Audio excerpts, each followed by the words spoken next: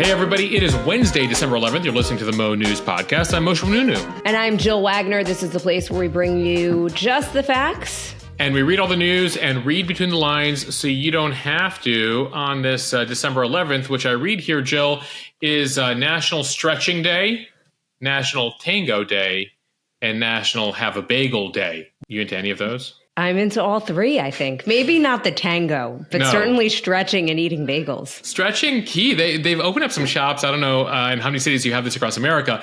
In Manhattan, you can go get stretched. Like My husband lives for it. Goes all the time. So this is a thing. Michael's into it. He said he looks at it kind of like a massage. Yeah. And it's helped him because he is unfortunately injury prone and he plays basketball. So it's helped him. Super, super important IT band. That's where I have tightness in the IT band. So if I was to take one of those stretching, go to one of those stretching sessions, I would definitely focus there. Jill, I've had a trainer a couple times in my life, like a couple training sessions. It's always the best part. If you have a good trainer, they'll stretch you before and afterwards. And I guess for one of these, there's no actual workout. It's just a stretch. There's no workout in the middle. It's just a stretch. So National Stretching Day. Tango, Alex and I did take a tango class in Argentina, famous for tango. That's a whole unique type of dance, but we very much enjoyed that. Jill, I'm going to go stretch before I eat my bagel today. Stretch your belly. All right, let's get to some news because per usual, even though it is the middle of December when things tend to quiet down, not so in 2024. Jill, Moshe. the bingo card is full. I just want 2024 to know the bingo. Somebody asked me this on Instagram. Moshe, what else do you have left on your bingo card for 2024? I go, nothing. Christmas, New Year's Eve. That's what I have left on the bingo card.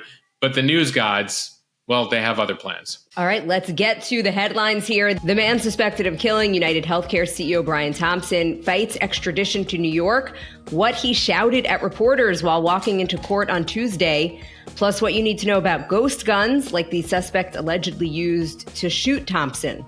To politics, President-elect Trump has a message for anyone willing to invest $1 billion in the United States. Overseas, a bit of a reversal in Syria, where the country's new rebel leaders are now vowing punishment for those who committed atrocities under Bashar al-Assad.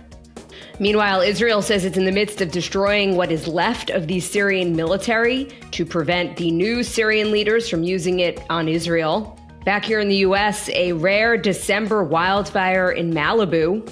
In tech news, the new feature in Apple's next smartwatch that the company is hoping will help boost sales. And Time has picked its athlete of the year. Any guesses, Moshe? There's a few options there, Jill. I've been focused on their person of the year overall that they're going to announce on Thursday, but I know that they have been announcing by category in advance. Unlike Billboard, which picked their artist of the century. Yeah, like Time is like, okay, we're going to do by the year and we're going to announce it in December with only a couple of weeks to go. Understandable. Billboard's like, you guys might have missed this. They're like the best musicians of the 21st century with 75 years left in the century. A bold move, Billboard. And Moshe, speaking of dates, has on this day in history. Jill, I'll tell you about the history behind one of the most iconic songs of the 1980s. There were a lot. I'm not going to guess. Okay. I'll wait. I'll wait with everyone else. Okay, let's start with the latest in the United Healthcare CEO murder case. The suspected shooter, 26-year-old Luigi Mangione, appeared in a Pennsylvania courtroom for an extradition hearing on Tuesday. He is fighting extradition to New York, where he will face murder charges. So this delays the process and means he could potentially stay in custody in Pennsylvania for weeks. Mangione was charged late Monday in Manhattan with second-degree murder, forgery, and 3 gun charges. In Pennsylvania, where he was arrested, he has been charged separately with carrying a gun without a license, forgery, falsely identifying himself to authorities, and possessing, quote, instruments of crime. So Pennsylvania is now deferring to New York, since that is where he faces the more serious charges. They will now deal with more legal logistics, given that Mangione is fighting the removal. As he arrived at his hearing on Tuesday, he physically pushed back against the officers who were leading him to the door of the court building, and he turned to reporters and shouted, completely unjust, an insult to the intelligence of the American people and their lived experience, or at least that's what it sounded like. So take a listen for yourself. And it's completely out of touch. And it's an insult to the intelligence of the American people and their lived experience. Again, that was Mangione as he was walking into the court building. Yeah, it appears he got out of the car. The police were holding him, bringing him to the door. He turns around, sees all the cameras, and couldn't help himself from trying to shout his message. Clearly, Mangione enjoying the media attention he's now getting. During the hearing, his lawyer, Thomas Dickey, mentioned that his client may have been wearing a medical mask at the time of his arrest because of fears of COVID-19. Mangione attempting to interject, saying, "I bought the mask," but then the lawyer quickly interrupted him and said, no, don't say anything.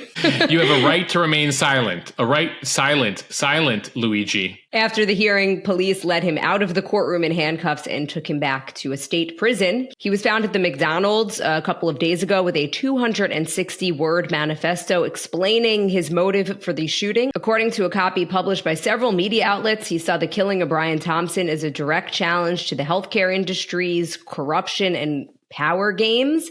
He wrote, "Frankly, these parasites simply had it coming."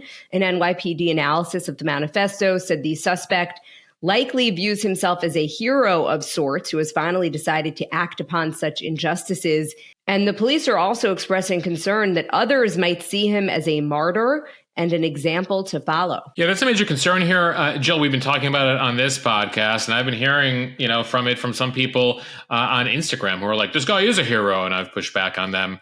The fact that he's decided that he's going to take out his frustrations on an entire industry and business by murdering somebody, the concern is somebody else out there might be like, I might go do something to a CEO of a company or industry that I don't like.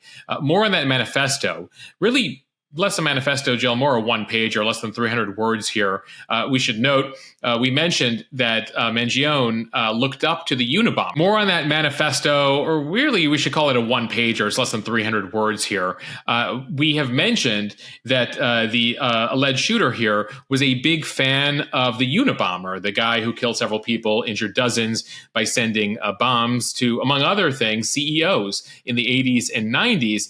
That infamous manifesto of the Unabomber, 35,000 words. Mangione's about 300 words again. He tried to get his point across, and it appears very briefly there, noting the cost of healthcare, the state of the healthcare system, his belief in the corruption of the system. And then, interestingly, at the top of the document, Jill, he states, listen, I have respect for federal law enforcement. I want to state at the get-go, I did this on my own with no help from anyone. That's at the top of the memo there. And effectively what he's trying to say is he was trying to solve a systemic problem in America by committing murder. And it'll be interesting, given that he's been trying to shout at the media as he is brought to the courthouse, if they take him through a different entrance moving forward to prevent him from continuing to try to shout messages to the media here. As far as the weapon here, authorities have said that he was carrying a 3D printed pistol and silencer in his backpack when he was arrested on Tuesday, which leads to the question, was he planning something else here? Why he continued to have his weapon? That's something authorities are still investigating.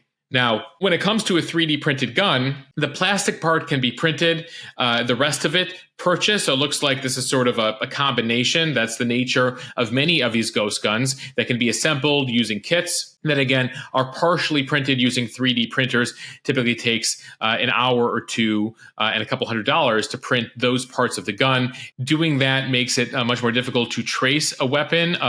Latest data between 2016 and 2021, about 45,000 ghost guns were reported to be recovered from crime scenes, though that just accounts for about 1%. So that was about 45,000 guns over 5 years there. If you then fast forward to 2022, just in a single year, U.S. officials seized 26,000 ghost guns. Only 1% of these weapons can be traced to buyers, according to the ATF.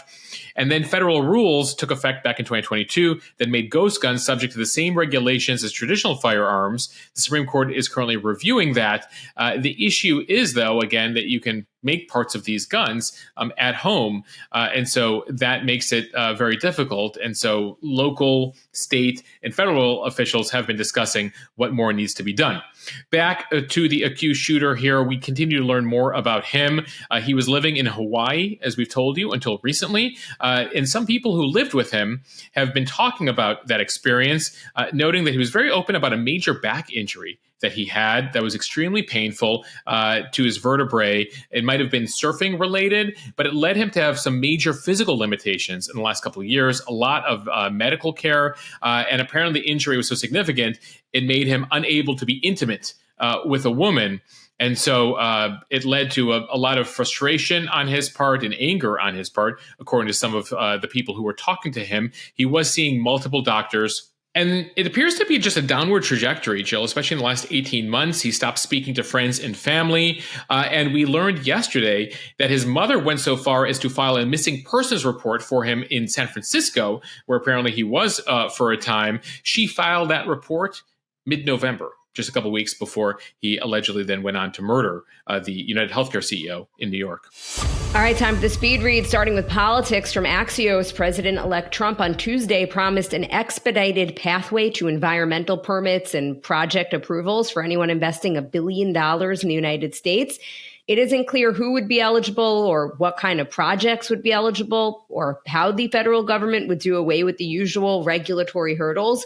Trump writing on his social media platform, Truth Social, that any person or company investing at least $1 billion into the United States, quote, will receive fully expedited approvals and permits, including, but in no way limited to, all environmental approvals. So a big promise there. The big question is, how much can he really do with an executive order versus he's going to need Congress? And ultimately, there's a lot of environmental regulations on the state and local levels as well. Permitting reform has been a huge focus of, among other industries, the oil and gas industry. They often face years of legal and regulatory delays that has deterred the construction of new pipelines. It's curbed the growth of natural gas production. And remember, one of Trump's mottos this election cycle was drill, baby, drill.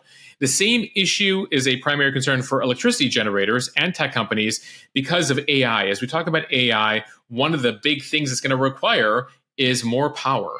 And so there's going to need to be more infrastructure built. This has been a big issue for Trump for a while. He's complained that a lot is tied up and bogged down by slow and burdensome federal approval.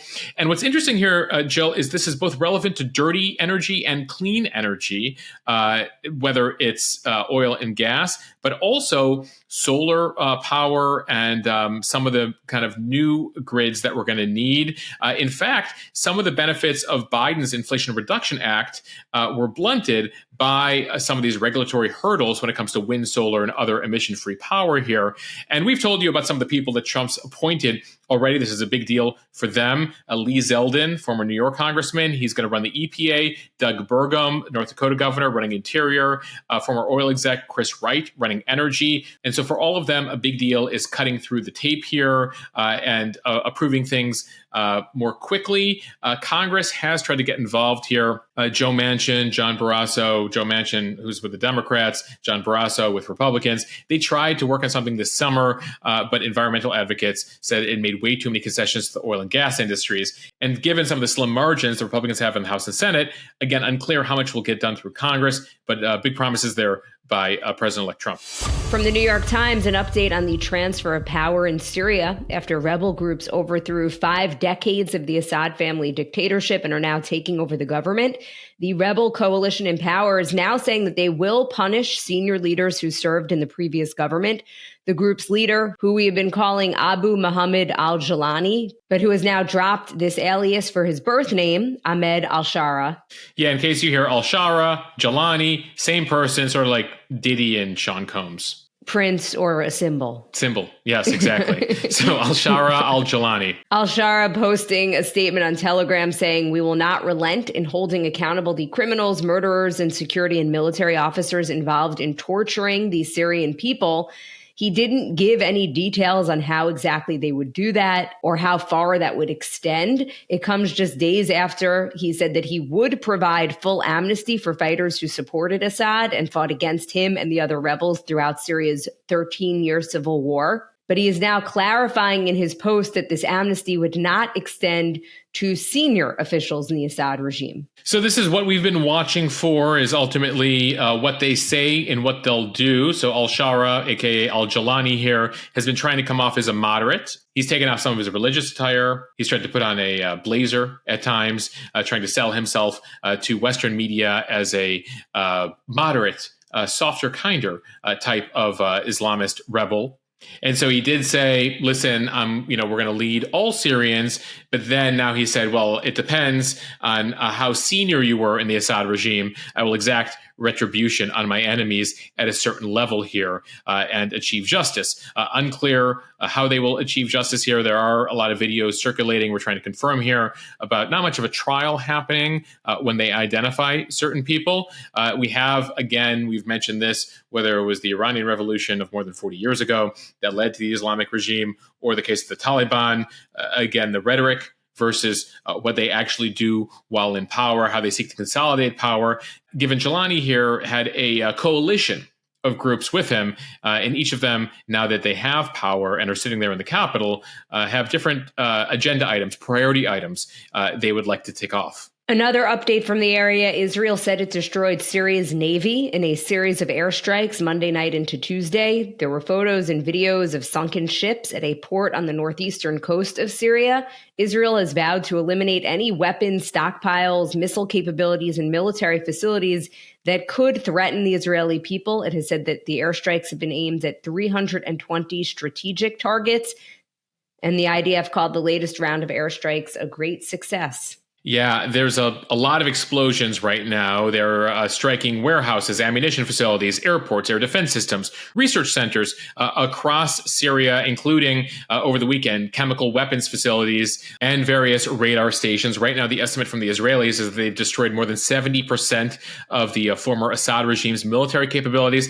Basically, they're trying to destroy his entire military. Every boat he had, every tank he had. I think they blew up about 30 MiG-29s. So that's an advanced fighter, sort of a Russian version of the F-16, about $400 million worth of planes there that they took out, along with choppers and other items. Why? Well, you got ISIS roaming around Syria. You got Al-Qaeda roaming around Syria. You got Hezbollah roaming around Syria. You got the Iranians roaming around Syria. And so right now, as far as the Israelis are concerned, is with Assad gone, the ceasefire that existed as of 1974 is basically moot. And so they're going to ensure that all of these advanced weapon systems do not get in the hands of any of these groups that could then use them against Israel, which then leads Jalani here, who's sitting in Damascus. He's got to build a new military here. So Jill, notably, he's had some support from the Turks, but the two of the armies he was going up against that were his sworn enemies as of a couple days ago, Iran and Russia, well, they're coming back to him being like, hey, you want to buy some weapons? Looks like you might need some. And so the Russians have a couple bases there. The Iranians are trying to keep a grip on Syria as well, despite, again, they were shooting at each other as of a couple days ago. So it'll be interesting where he's like, you know what, we're going to buy some of those Russian and Iranian drones because we need to have our own force here in order to keep power until maybe another group wants to come and take us out. So there's just a lot of really interesting conversations happening right now that we'll watch, and just a lot of interested parties. We mentioned yesterday that the Turks are engaged in their own military campaign right now in Syria. The Americans are in Syria blowing up ISIS targets. There's a lot of instability here as they try to consolidate power. And over on the Israeli side of the border, Prime Minister Benjamin Netanyahu took the witness stand yesterday in his highly anticipated corruption trial from the Times of Israel. Netanyahu criticized the media while on the stand and said that he was being punished for his hawkish military positions, that for not pushing the policies leading to a Palestinian state. He said on the stand, quote, had I moved 2 steps to the left, I would have been hailed. Netanyahu is the first sitting prime minister to be charged with a crime. These charges were first announced in 2019. So 5 years ago, he is accused of, among other things, making deals with the media, specifically granting regulatory favors to media companies in exchange for positive coverage of himself and his wife. He is being required to take the witness stand 3 times for 3 different cases. He is charged with bribery, fraud, and a breach of trust, answering questions from defense attorneys in front of a 3-judge panel Despite the ongoing war in Gaza, Netanyahu has denied all the allegations against him and has pleaded not guilty. Yeah, and if this sounds familiar, he said it's all fake news and it's all part of a left-wing media deep state conspiracy against him. I don't know if you've heard that defense before. Netanyahu taking a page out of Trump's book. This trial, or I should say 3 trials, years in the making. Some of these charges first announced back in 2019. He's been able to delay it due to COVID, due to the October 7th and the war, among other allegations, accepting pricey gifts, including cigars and champagne from Hollywood producers. The scandals have engulfed him and his family, who've been accused of living the high life off Israeli taxpayers. There are at least 3 former close confidants who will be testifying against him. Notably, the testifying will continue into 2025, and this process could still take years to reach a verdict. Now, if convicted eventually down the road, he could face some years in prison. His term right now as prime minister, there's no election for prime minister until the fall of 2026, unless one is called early. And his lawyers, in the meantime, have been trying to negotiate a plea deal. They have in the past. They may try to do so in the future. We'll see. And if this sounds familiar, well, there's also the chance he could be pardoned by the Israeli president. There's a ceremonial president in Israel, like many parliamentary systems, where there's prime minister and president. Well, the president there has a pardon power. And so there is that. And there's also the concern that his allies in the parliament, in the Knesset, might shield him from punishment. So a long process ahead here with many potential turns. Back here in the U.S., from the Washington Post, a fast-moving brush fire in Malibu has prompted evacuations and school closures. That wildfire in the mountains of Malibu, California, spread quickly Tuesday. Students at Pepperdine University in Malibu were instructed to shelter in place as the fire burned near campus. Peak California fire season typically ends in November. However, high winds, low humidity, and dry conditions have fueled what they're calling the Franklin Fire.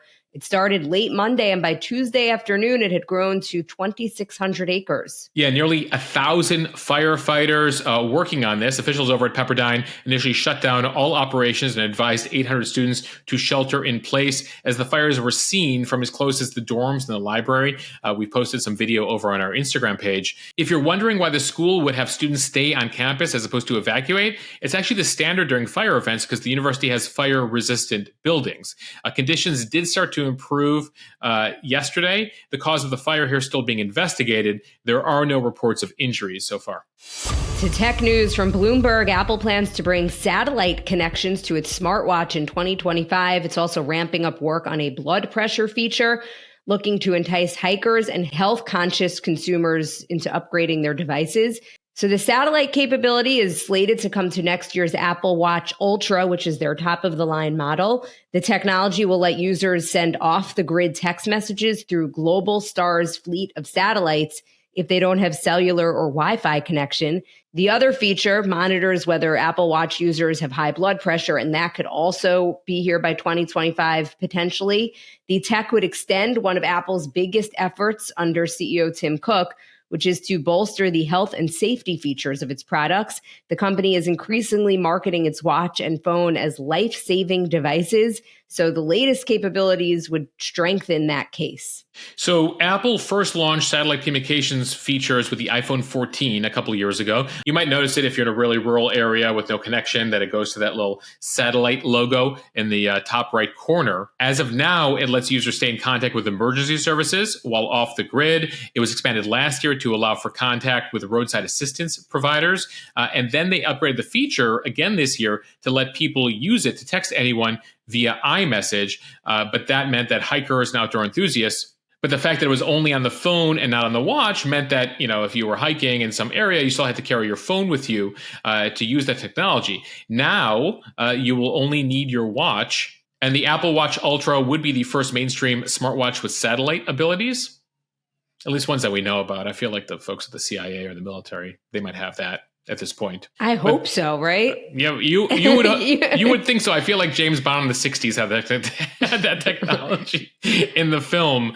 Revenue from the wearables division over at Apple has declined the past couple of years, partly because customers had less reason to upgrade. So Apple's been really focused on giving new features over to the Apple Watch.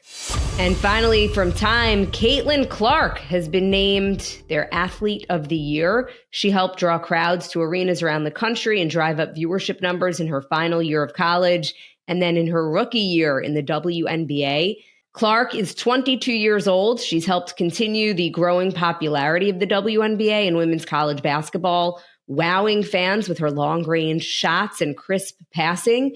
In her debut season with the Indiana Fever, following a stellar career at Iowa, Clark took home the Rookie of the Year award. She was named to the All-WNBA First Team, and she was the first rookie to do that since 2008 during the 2024 season. This was also the first year when the NCAA Women's Basketball National Championship game had higher viewership than the men's title game. We first told you about that. About 19 million people watched that game. It actually also outrated the NBA Finals and the World Series. And then she moved over to the WNBA, where ratings are up, not just for her games, but all games. It also translated to higher attendance in person. And Jill, it comes as Time now doesn't just do its Person of the Year. It does all these categories. In fact, yesterday, in addition to Caitlin Clark as Athlete of the Year, they named Lisa Su the CEO of the Year. She is the CEO of AMD, the semiconductor company. Moshe, as we were talking about, though, the big kahuna here, Time's Person of the Year, and Time actually puts a short list out. So they're like, these are the people we're considering. These are the finalists. So who are some of the names? Yeah, in fact, one of the finalists was actually a recent Time Person of the Year. You might know Elon Musk. He was the Person of the Year back in 2021. He is again on the short list for 2024, given his influence. Joining Musk on the short list, are you ready? Joe Rogan, Kamala Harris, Kate Middleton, Benjamin Netanyahu, Jerome Powell, the head of the Fed, the new Mexican president, Claudia Sheinbaum, and Meta CEO Mark Zuckerberg, along with President-elect Trump and the widow of Alexei Navalny, Yulia Navalnaya, who's tried to continue his legacy. So Trump, Harris, Musk, Rogan, Netanyahu, Middleton, Jerome Powell, Zuckerberg, Sheinbaum. Jill, who do you think they're going to go with? Well, I would have said Taylor Swift, but she won it last year. So right, she was 2023 Person of the Year. Yeah, I just feel like, at some point, how many years can you give to Taylor? Maybe a couple years she can go back. But I do think that she was even more influential in 2024 than perhaps she was in 2023. I guess if I was going to guess, I would go with either Trump or maybe Joe Rogan, but probably Trump. Well, I feel like to give it to Musk for the second time in 3 years, even with like everything, that he's developed, his connections, et cetera, just feels like, again, a little stale. Like, okay, maybe you can earn it like once every decade, but like once every 3 years is a little much. It's interesting they put Kamala Harris on the list, given that she lost the election. Zuckerberg feels like a perennial finalist, but, not sure compared to the ones you named, they feel a bit fresher, right? The fact that like Trump pulls off the biggest comeback in American political history, despite the trials and the impeachment, the indictment, the assassination attempts on him. I kind of think they go with Trump.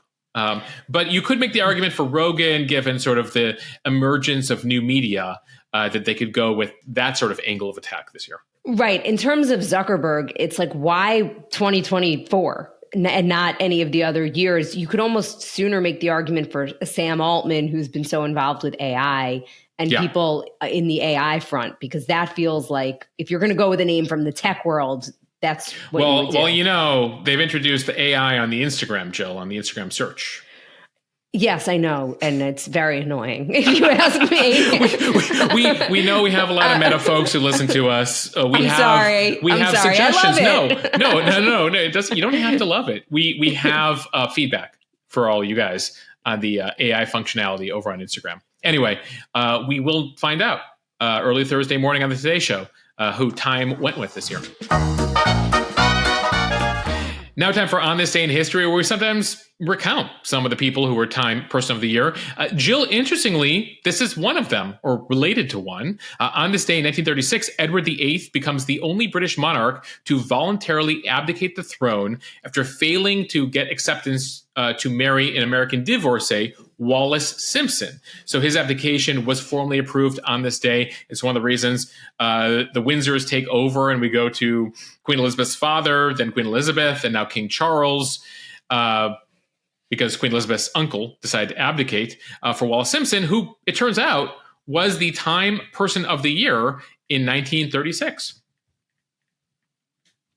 On this day in 1967, Guess Who's Coming to Dinner, an acclaimed film promoting racial tolerance, premieres in New York City on this day. It's notable, Jill, Guess Who's Coming to Dinner, starring Sidney Poitier. Columbia Pictures actually didn't want to make the film because of how controversial it was. The movie, though, would go on to make more money for Columbia than any film before it, earning 10 Oscar nominations, winning 2, and becoming one of the 100 greatest movies in history, according to the American Film Institute. Why was it so controversial? Well, it included the radical for its time first interracial romance in a major film starring a white actress and a black actor, and it marked the first time that a white actress and a black actor kissed in a major motion picture. Some movie theaters in the South in the late 60s refused to show it. On this day in 1998, the U.S. House Judiciary Committee recommended 3 articles of impeachment against President Bill Clinton related to his affair and obstruction of justice and lying related to White House intern Monica Lewinsky. And we end here with a bit of music history. Jill, I said we would be recounting an iconic song from the 1980s. Hey, Mickey, you're so fine, you blow my mind. Hey, Mickey. Jill, 42 years ago today, Mickey by Tony Basil reaches number 1. It still works. I think it's still fun. I still like it. Jill, there's been a lot of theories as to who Mickey is. And Tony says she just wrote it about any Mickey. It's a generic Mickey, not Mickey Mouse, not Mickey, the lead singer from the Monkees, who apparently, she was familiar with.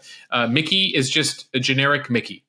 You just need to keep that in mind as you listen. I don't know, how often do any of our listeners listen to Mickey? More than that, how often do they wonder who Mickey is? Because I've listened to the song and never once been like, what's the backstory here? There are songs that I do wonder that about, like Jesse's Girl, who is that about, which we've talked about on this podcast. But Mickey, I'm just in it for the catchy beat. Right. And if you haven't heard the previous pods that we've done about Jesse's Girl by Rick Springfield, he's going after his friend's girl. His friend was actually Gary, but he renamed it Jesse. So Gary is a friend. Gary is a friend. He said, just like you just noted, it didn't really have a great ring to it. So Jesse felt right for the song. Although Gary's Girl, you could argue, could have a ring to it. Gary's Girl. And then, 20 years later, you had Stacy's Mom Has Got It Going On. Neil Diamond had Sweet Caroline, which famously was written for Caroline Kennedy. But I digress before we go too deep in a hole here. A topic for another podcast, Moshe. It might be an entire podcast just about like 20 songs written about people's names that you didn't know the real story about. I'd listen to that, by the way. That's a great idea. It's a great idea. It's a great idea. Forget the news tomorrow, Jill. We're going deep on music. But thank you all for getting this far into the podcast. We appreciate it. If you like what you hear, please share this with your friends. It helps us grow. Follow us, subscribe so you don't miss an episode, and review us kindly in the App Store. And we're still taking your feedback over at mo.news/feedback. We have a listener survey right now for all Mo News community members, whether you listen to this podcast, read the newsletter, follow the Instagram account, or all of the above, and have ideas, tips, feedback, good, bad, ugly, for us, mo.news/feedback to take our survey. As we figure out what to do in 2025, we'd like to get some feedback from you. All right. Thanks, everyone.